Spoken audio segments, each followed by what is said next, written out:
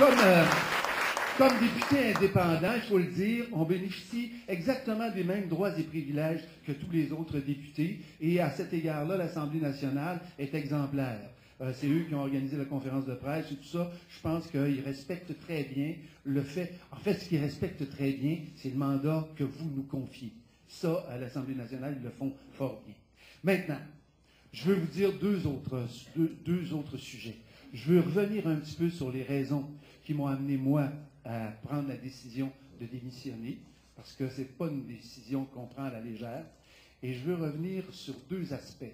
Sur l'événement qui a provoqué cette démission-là, puis aussi sur la distance et le regard critique que j'ai commencé à porter depuis un bon nombre de mois, non seulement sur la vie de mon parti, du Parti québécois, mais sur la vie des autres partis, sur la vie parlementaire en général et sur la vie démocratique fondamentalement. Et je veux le faire parce qu'il me semble que c'est un parcours qui s'adresse à chacune et à chacun d'entre nous. Le projet de loi 204. À partir du moment où le Parti québécois, ça a été, bon on le sait, ça a été Mme Marois et quelques députés, un groupe qui, sans consultation, et c'est important dans ce cas-là, même si c'est quelque chose de possible qu'un chef prenne une décision sans consulter. Mais dans ce cas-là, ça avait un aspect particulier. À partir du moment où le Parti québécois a décidé d'être le porteur du projet de loi 204, dont la conséquence était de priver un citoyen d'un droit fondamental, démocratique, de contester une décision gouvernementale et d'utiliser, s'il le voulait, les recours juridiques légitimes auxquels n'importe quel citoyen a droit, à partir du moment où cette décision-là a été prise, on était, nous, mal pris.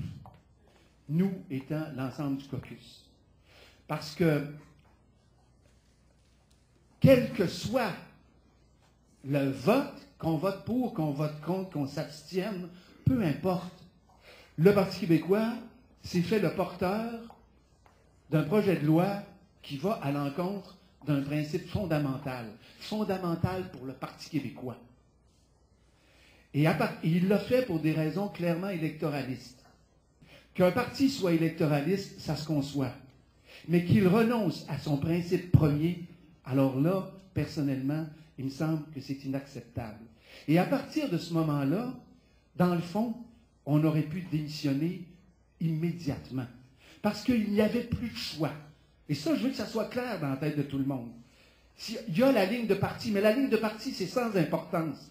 Quand votre parti décide qu'il va se faire celui qui porte un projet de loi qui va à l'encontre d'un principe fondamental de la vie démocratique, du respect du droit du citoyen, dans une société de droit telle que nous sommes, telle que nous la vivons, ce parti-là vient de se trahir lui-même clairement. Et à cet égard, la seule solution possible pour sortir de ce dilemme-là, ça aurait été que le parti lui-même décide de renoncer au fait de présenter ce projet de loi. Ce qui était très difficile à imaginer, et à partir du moment où vous l'avez déposé, il est trop tard, vous l'avez déposé. On était donc dans une situation de crise. Et à mon sens, c'était une situation qui justifiait le geste qu'on a posé. Il faut à un moment donné être en accord avec soi-même et en accord avec ses convictions. Et cette conviction-là, en démocratie, le respect du droit du citoyen, il me semble que c'est tout à fait fondamental. Personnellement, je suis d'accord avec l'arrivée d'une équipe des Nordiques à Québec, que je suis d'accord pour qu'il y ait un amphithéâtre, et je suis même d'accord pour qu'il y ait du financement public, et je n'ai pas d'objection à ce que le contrat de gestion, ce soit entre la Ville de Québec et Québécois Média.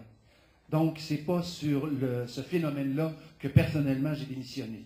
Ceci dit, un citoyen a parfaitement le droit de poser des questions sur la légitimité du contrat qui lie une ville, sa ville, avec une entreprise. Et il a parfaitement le droit aussi de questionner ce contrat-là quant à sa valeur. Est-ce que c'est un bon ou un mauvais contrat? Donc, il a toute légitimité pour pouvoir contester, et c'est ça qui était en cause. Même si, personnellement, on peut ne pas souhaiter qu'il y ait contestation à ce niveau-là.